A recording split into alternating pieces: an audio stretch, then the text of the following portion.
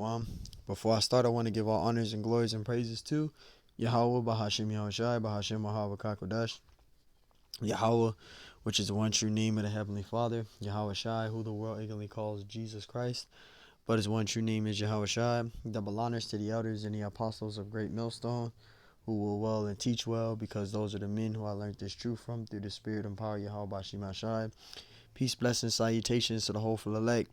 And shalom to you, sincere brothers scattered abroad, pushing forth this word in truth and sincerity. I am the brother Mashiach Irazakah from the Servants of Yahweh Y Yahweh Shai Camp, Las Vegas, Nevada branch. And pretty much this is going to be a quick hit, and this lesson is going to be titled as Set Thy Affections on the Things Above. And this is just going to be a quick hit. This is, let me see if I can get it, Salakia.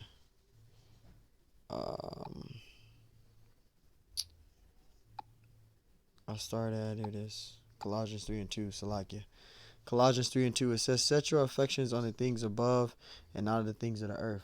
Set your affections on the things above. While you're in this truth, you as an Israelite, a so-called Negro, Hispanic, and Native American Indian, you're supposed to set your affections on the things above. You're to be fully committed and focused on the Lord Yahweh Bashim Ashai, doing his will, working on yourself, examining yourself, studying yourself, approve, repenting, prayer, fasting, right? Being charitable. These are the things that you're to be setting your affections on, doing the will of the Lord, and not of the things of the earth. So don't be chasing the things of this world, because the things of this world is temporal. You can't take it with you. I got a precept. This is I think it's Romans 12 and I think Romans 12 and 2. Romans chapter 12 and verse 2. And Salakia, I'm just going off the top of the head, brothers. Romans chapter 12 verse 2, it says, and be not conformed to this world. You're not to be conformed to this world. All right, now don't get us wrong. We work, we labor, we got to do as much as we can in this society to make it, to pay our bills and to survive here. So we have to work, take advantage of it. But you don't want to be an individual to try to live leverage. You trying to make 100K a year. You trying to make high salary. That's not going to profit you nothing. That's going to profit you things here, but that's not going to profit you with receiving salvation, pleasing the Lord. Verse 2, it says, and be not conformed to this world. So you don't want to be conformed to the world. Make the best out of it that you can while you're living, taking advantage of it. Hey, do what you got to do, but don't make it your main priority, like your main focus. It says, but be ye transformed by the renewing of your mind. And how are you renewed by your renewed in your mind? The word. The word renews our spirit. It cleanses us. Water baptism of the word. Psalms 119 and 9. How shall a young man cleanse his way? By taking heed thereto according to thy word. Right, John 7 and 38. He that believeth of me, as the scriptures have said, out of his belly shall flow rivers of living water. The belly is the mind. All right, the living water is the scriptures. It says that ye may prove what is good and acceptable and a perfect will of the Most High. And that's what it's about, doing the will of Yahweh Bahashim Yahushai. And we're going to wrap this up with Matthew 6 and verse 19. I just want to do a quick hit, get a quick hit in. This is Matthew 6 and 19. It says, lay not up for yourselves treasures upon the earth. See, so you're not supposed to lay treasures up on this earth, man. Everything in this earth is temporal. You can't take it with you. It says, where moth and rust doeth corrupt, and where man thieves break through and steal, because people can steal your physical riches. You can lose your physical riches that you earn here in this lifetime in this mortal flesh. You can lose it. People can take it from you. It says, verse 20, but lay up for yourselves treasures in heaven, where neither moth nor rust doeth corrupt, and where thieves do not break through and steal, because this is your spiritual riches. Nobody can take your spiritual riches. It says, lay up yourselves treasures in heaven. So the treasures in heaven is the works that you put in, the jewels, the laboring, the sacrifices you're making for Yahweh Bahashim Yahshai while you're dwelling on the earth. Those are your spiritual riches that you're gaining benefit with the Lord. Nobody can steal that from you. Nobody can take that from you. So, you want to lay up yourselves treasures in heaven.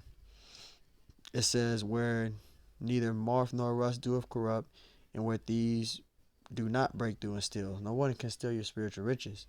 Verse 21, it says, for where your treasure is, there will your heart be also. So whatever decision you make on this earth, whether it's to benefit of this world or whether it's to benefit for the Lord Yahweh Shemashai, you as an individual have a decision to make. And whatever decision you make, that's the decision, that's your lot that the Lord has for you. Because, the Lord, we have our own lots that we have to play out. We don't know what our lots are. Your lot could be a 2/3, or your lot could be of the elect. You don't know. So this is why, again, we are to set our affections on the things above and to stay focused doing the will of the Lord. All right, doing the Father's will, as Yahushua said, right? And we're gonna get that out real quick, and we'll wrap it up with this. I don't want to make this a long lesson. I just wanted to get something in. It's always good to be doing the works. And this is right. Let's see what Yahushua said. Yep. Let me see my.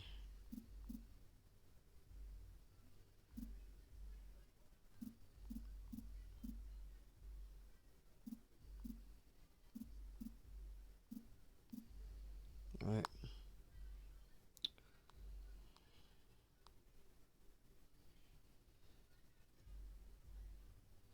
Let's see.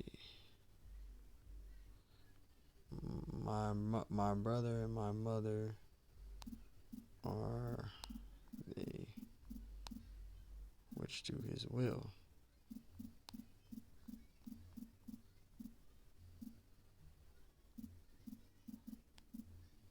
See if I can get it. Yeah, here it is.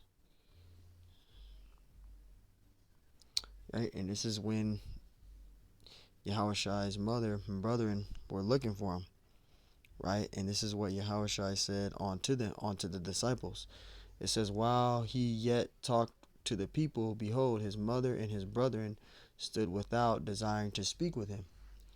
Verse 47, then one said unto him, behold, thy mother and thy brethren stand without, desiring to speak with thee. So his biological brothers and his mother was looking to speak with him. And this is what the Messiah said unto them. Verse 48, and he answered and said unto him, he answered unto him that told him, who is my mother? So he told him, who is my mother and who is my brother? And he stretched forth his hand toward his disciples. So this is what he said unto the disciples, and said, behold, my mother and my brethren. Verse 50, for whosoever shall do the will of my Father. And that's what it's all about in this truth. That's why we lay our affections on the things above, right? We set our affections on the things above and not on the earth. Because it's all about doing the Father's will. That's the type of spirit you should be in. That's why it's good to do 3 videos every day or 3 videos a week and go out to camp and do the works. Because it's about doing the will of the Lord. It's not about you. It's about you doing the will of the Lord. That goes for all of us. Starting from the elders and the apostles of GMS on down to the sincere brothers like ourselves. That's the offshoots. We are all individually doing the Father's will. You may be in a camp, but you're still doing the Father's will. You're working out your own salvation individually. It's about doing the Father's will. Verse 50, for whosoever shall do the will of my Father, which is in heaven, the same is my brother and my sister and my mother. So that's what it's all about. This is why we set our affections on the things above, because it's about doing the Father's will. It's not about anything else. So you want to stay focused. So Lord willing, this lesson is edifying. I want to give all honors and glories and praise to Yahweh Bashim Mashai, and double honors to the elders and the apostles of Great Millstone. Lord willing, this lesson was edifying. Till next time I say, Shalom.